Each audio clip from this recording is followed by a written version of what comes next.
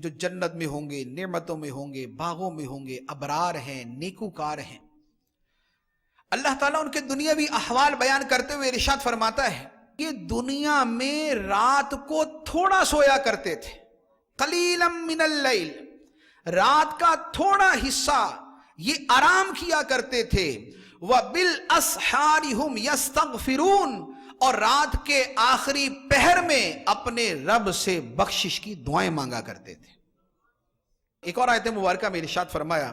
فرمایا تتجافى جنوبهم عن المضاجع يدعون ربهم خوفا وطمعا، فرمایا کہ ان کے پہلو ان کی آرام گاہوں سے، بستروں سے جدا رہتے ہیں۔ تتجافى جنوبهم عن المضاجع، ان کی آرام گاہوں سے ان کے پہلو جدا رہتے ہیں، اور یہ رات کو جاگ کر یدعون ربهم خوفا وطمعا، یہ اپنے رب کو پکارتے ہیں، اس کی عبادت کرتے ہیں، اس سے ڈرتے ہوئے اور اس کی رحمت کی لالچ کرتے ہوئے۔ اب یہ راتوں کو پہلو بستروں سے جدا رہنا یہ تب تک نہیں ہوتا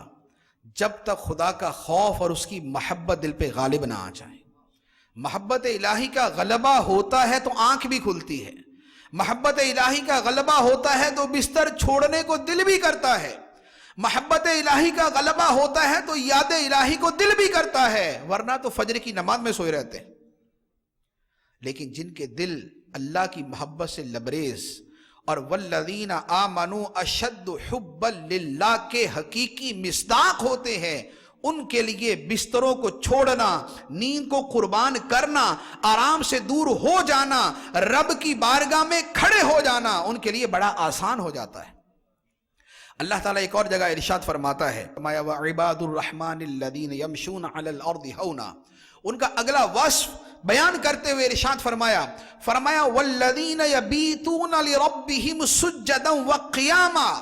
اور وہ لوگ وہ ہیں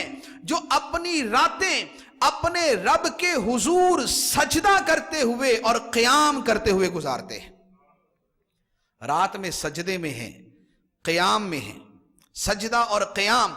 رات ان کی اس میں گزرتی ہے۔ یہ محبت الہی کی وجہ سے، جہنم کے ڈر کی وجہ سے، خدا کے خوف کی وجہ سے، اور اس کے بعد پھر رات ساری گزار کے اپنی عبادت پہ ناز نہیں، فخر نہیں، غرور نہیں، بڑائی نہیں، خود پسندی نہیں، بلکہ عرض کرتے ہیں والذین یقولون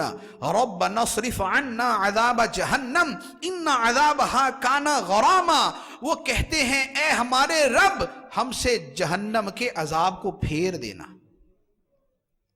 ساری رات عبادت کر کے بھی آخر میں دعا یہی مانگتے ہیں کہ اے ہمارے رب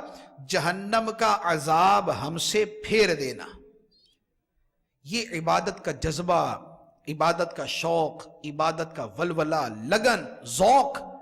یہ کب پیدا ہوتا ہے کہ جب حقیقتاً دل کے اندر اللہ تعالیٰ کی محبت کی اٹھان ہو، وہ محبت جوش مار رہی ہو، تو خدا کے لیے عبادت کرنے کا ایسا جذبہ پیدا ہوتا ہے۔